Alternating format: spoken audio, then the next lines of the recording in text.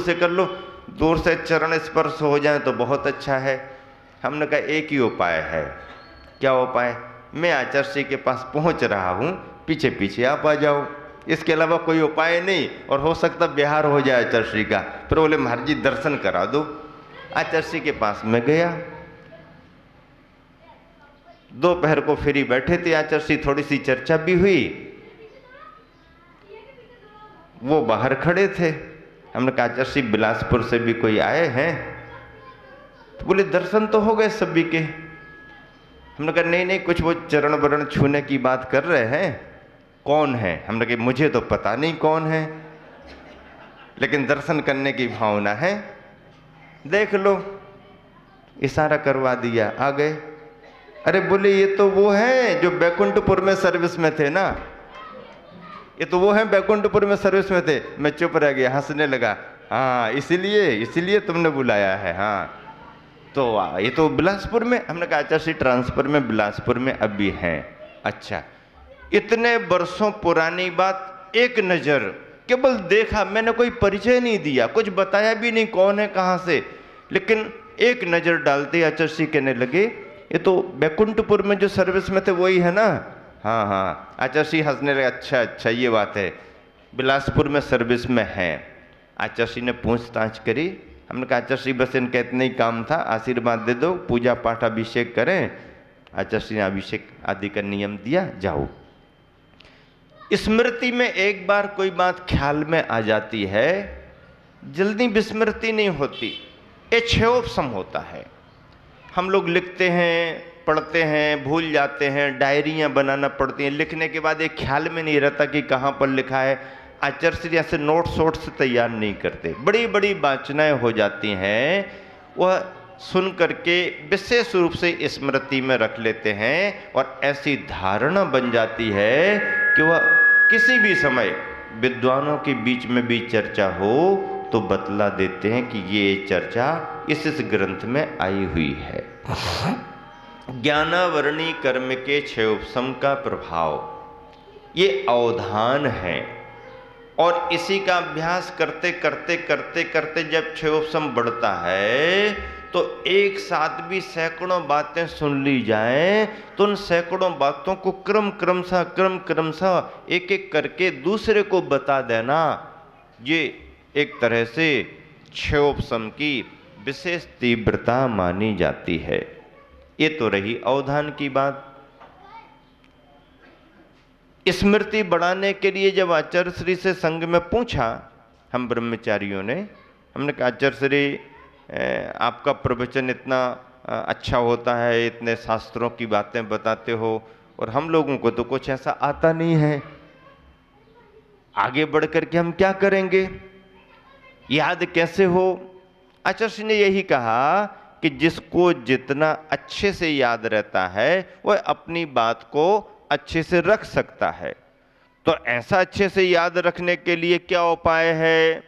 तो आचार्य श्री ने कहा ऐसा अच्छे से याद रखने के लिए शास्त्रों को पढ़ते पढ़ते कुछ ना कुछ त्याग के रूप में प्रत्याख्यान करना पड़ता है।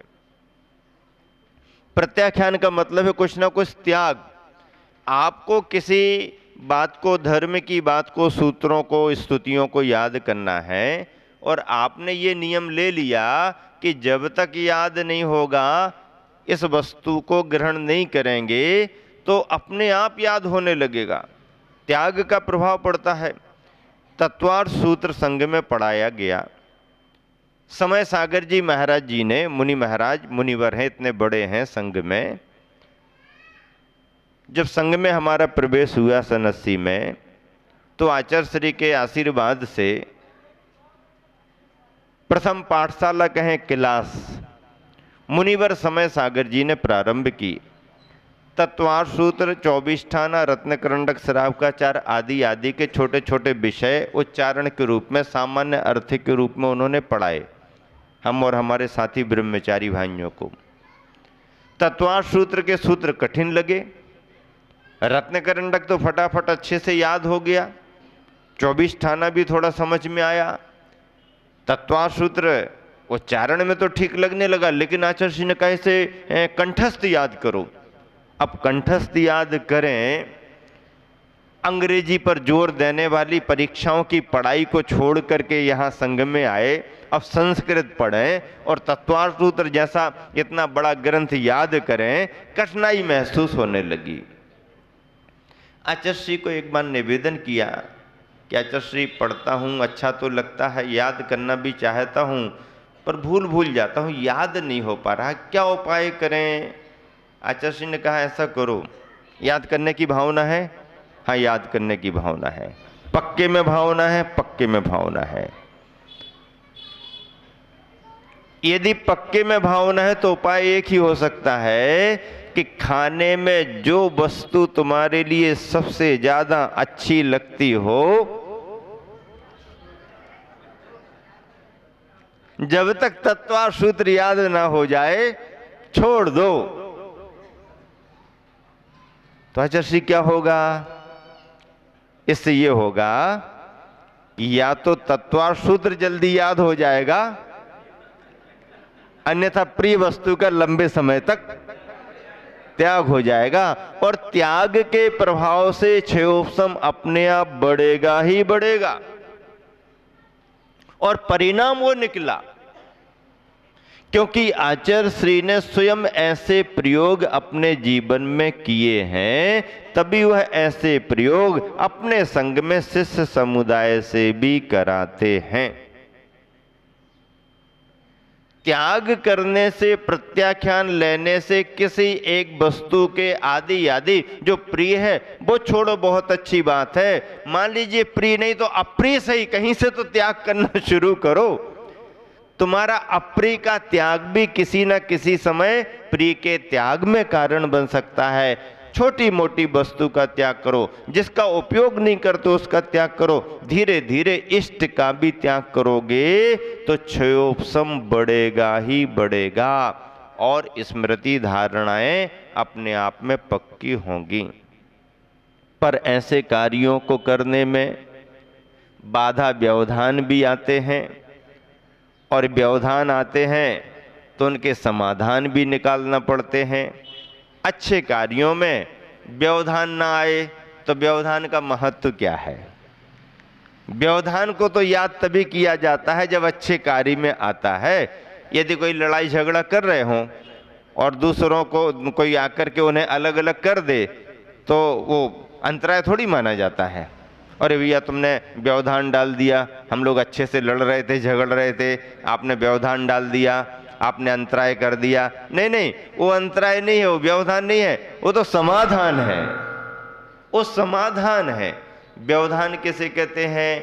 शुभ कार्यों में, अच्छे कार्यों में, पूजा पाठ करते समय, स्वाध्याय करते समय, कोई अभिषेक करने को तैयार हुआ है, मन बना करके आया है, कल से तैयारी की है, शुद्ध वस्त्र पहन करके आया है, और किसी बिना शुद्धि वाले ने लापरवाही से उसे छू लिया।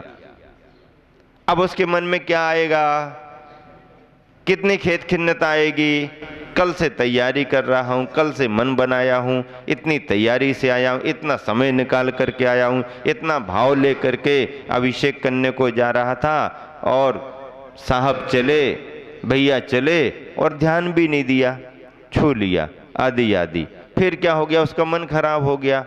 सामने वाला क्या कहता? अरे छू लिया तो क्या हो गया, इसमें गुस्सा करने की बात क्या है? अरे तेरे कहने से क्या होता, तू तो तैयारी करके बता उतनी।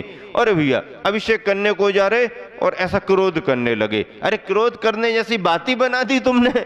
वो भगवान थोड़ी है कि उसको गुस्सा नहीं आए।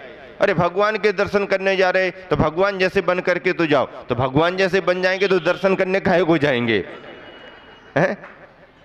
भगवान के दर्शन करने जा रहे तो भगवान जैसे तो बन के जाओ, भगवान जैसे बन के नहीं जाओ तो भगवान के दर्शन का मतलब क्या? ऐसा और उपदेश देने लगे तो आदमी गलत है।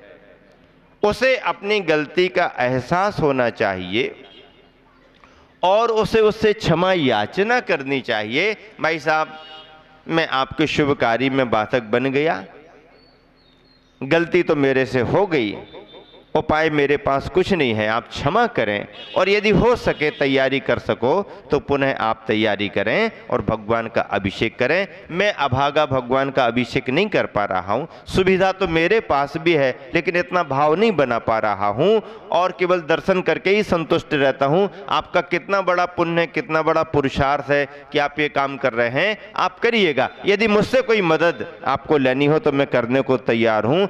ऐसा यदि कह दे, अपनी गलती का एहसास करे, तो सामने वाले को गुस्सा नहीं आएगी। आती हुई गुस्सा को भी वो दबाएगा कि भैया देखो अब महसूस तो करने लगा है। तो ऐसा करना, क्योंकि शुभ कार्य में बाधा व्यवधान आते हैं।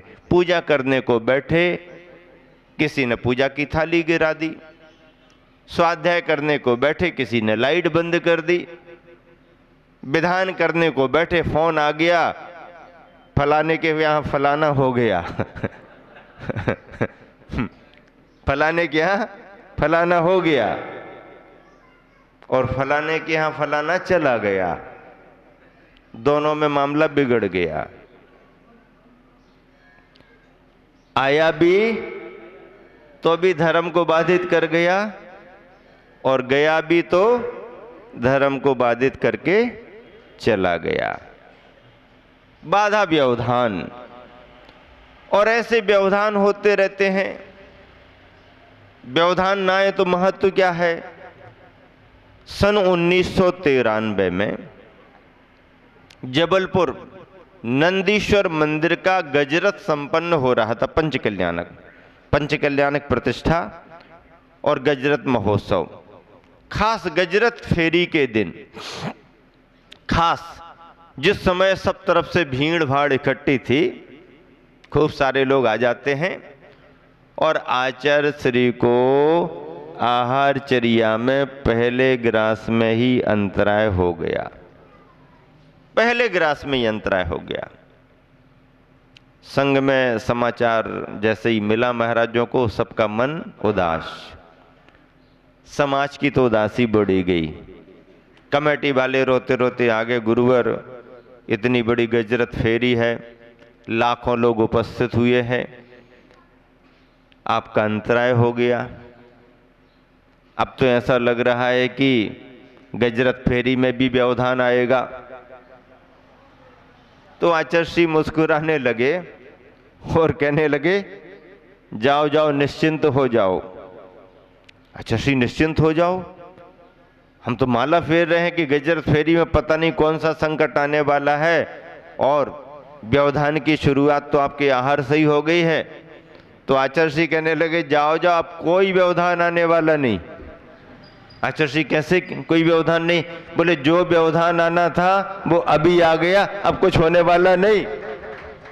कार्यक्रम सानंद संपन्न हो गया और अभी फेरी नहीं हो रही है, आहार के बाद की बात है। और आचार्य श्री कितने विश्वास से मुस्कुरा करके कह रहे हैं कि चिंता मत करो, अब कोई व्यवधान आना नहीं। क्यों? जो बाधा व्यवधान आने थे वो आ चुके हैं, अब तो अच्छे से धर्म की प्रभावना होगी। और सचमुच ऐसा ही हुआ, कुछ भी बाधा व्यवधान नहीं। वातावरण बहुत गर्म था उस समय का। क्यों? क्योंकि जनवरी के महीने में ये गजरथ महोत्सव था 1993 और 92 के दिसंबर में, 1992 दिसंबर में अयोध्या में मस्जिद गिर गई। अब मस्जिद गिरा देने से देश में बड़ा तनाव, मध्य प्रदेश की सरकार भंग, और ऐसा लग रहा था कि बहुत बड़ी बाधा व्यवधान आएगी। जबलपुर में कर्फ्यू लगा था। इतने बड़े कर्फ्यू में लाखों लोग आते जाते रहे, कहीं कोई बाधा व्यवधान नहीं। गवर्नमेंट ने भी ऊपर से आदेश आ जाने के कारण कहा कि जैनियों का समारोह पहले से सुनिश्चित है और जैन समाज से कभी कोई किसी को खतरा नहीं होता है। इसलिए आने जाने वालों के लिए यदि कोई ये कह देता है कि हम गजरथ पंचकल्याणक में जा रहे हैं, तो उससे ज़्यादा पूछताछ नहीं करना, रास्ता दिखा देना, निकल जाओ। बल्कि संभव हो तो स्वयं ही गजरत स्थल तक भेजाने का प्रयास करना। लाखों लोग आते जाते रहे। जबलपुर जैसा महानगर, मड़िया जी कहाँ, और उसके आगे ग्राउंड स्थल और आसपास के इलाकों में इतनी पब्लिक। महानगर में कर्फ्यू लगा, लेकिन अपना कार्यक्रम निराबाद चलता रहा, कोई बाधा नहीं। आचार्य श्री ने पहले ही कह दिया कि परिक्रमा में, फेरी में तो कुछ होना ही नहीं, सब ठीक होगा। सूरत चातुर्मास हुआ हमारा सन 2015 का, और सूरत चातुर्मास के बाद गिरनार यात्रा का भाव बना। स्वास्थ्य तो प्रतिकूल हो गया, लोगों को उम्मीद ही नहीं थी कि महाराज जी अब बिहार करेंगे। पर मैंने सोचा कि गुजरात में आया हूँ, सूरत चातुर्मास हो गया, आचार्य श्री ने आशीर्वाद दिया था चातुर्मास करके गिरनार यात्रा कर लेना। समाज को मालूम है, कमेटी की तैयारियां हैं, और अब यदि मन अपना ढीला करें, अस्वस्थता को लेकर के पुनः इस तरफ आने का योग बना नहीं बना, वंदना तो करनी है। अब लोगों को लगे कि महाराज जी 10 किलोमीटर भी बिहार करने की स्थिति में नहीं है, गिरनार जी तो बहुत दूर की बात है। निवेदन किया, महाराज जी महीने 2 महीने और थोड़ा बिहार सूरत में कॉलोनियों में कर लें, और अनुकूलता बने तो फिर बिहार हो जाएगा। मैंने क्या सोचा कि सूरत में यदि रहे कॉलोनी तो स्वास्थ्य की चर्चा करते करते और बीमार बना देंगे। इसलिए महानगर को तो छोड़ो, चतुर्मास कर लिया, खूब कार्यक्रम हो गए, अब तो बिहार करना चाहिए। अब बिहार करने चाहिए जब हमने मन बना लिया। लोगों ने कहा महाराज जी फिर बिहार करोगे तो फिर क्या करोगे, कितना करोगे? हमने कहा देखो, मैं ये नहीं कह रहा हूँ गिरनार जी जाऊंगा, मैं तो सूरत से बिहार कर रहा हूँ। आप ज़्यादा तैयारी लेकर के मेरे पीछे नहीं लगना। जहाँ रुकना चाहूँगा वहाँ रुक जाऊँगा, जब बिहार करना चाहूँगा बिहार करूँगा। व्यवस्था आप देखो ना देखो, मैं तो स्वतंत्रता से बिहार करूँगा। ठीक है महाराज जी, जैसी आपकी अनुकूलता। बिहार शुरू हो गया। 2-3 कॉलोनियों में 1-1, 2-2 दिन का समय देना था, दिया। और पहले ही दिन बिहार किया तो एक कॉलोनी से दूसरी कॉलोनी ऐसा लगा बिल्कुल आराम से आ गए।